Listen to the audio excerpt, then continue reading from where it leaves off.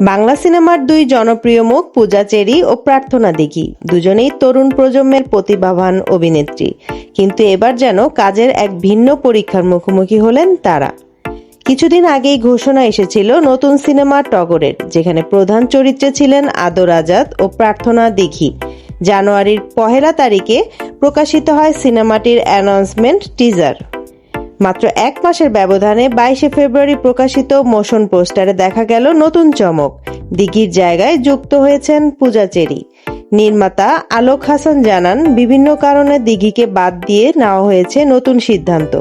যদিও পেছনের কারণ নিয়ে বেশ কিছু আলোচনা করতে চাননি তিনি, তবে পূজা চেরিকে পেয়ে টিমের সবাই বেশ উচ্ছ্বসিত। এদিকে নায়ক আদর আজাদ বলছেন, টগর নিয়ে গত 4 মাস ধরেই আমরা কাজ করছি, অবশেষে ক্যামেরা ওপেন হচ্ছে, এটা দারুণ খবর। অন্যদিকে দিঘির জায়গায় যুক্ত হওয়া প্রসঙ্গে পূজা চেরি বলেন, শুরুর কাস্টিং নিয়ে দ্বিধা থাকলেও পরে টিমের ব্যাখ্যা ও গল্প পছন্দ হওয়ায় আমি যুক্ত হতে রাজি হই। এরই মধ্যে সিনেমাটির শুটিং শুরু হয়েছে। 25 ফেব্রুয়ারি ক্যামেরা ওপেন হলেও পুরো ইউনিট শুটিং এর জন্য ঢাকা ছেড়েছে আরো 2 দিন আগে। এখন দেখার পালা নতুন জুটির আদর পূজার রসায়ন কেমন হয় টগরে।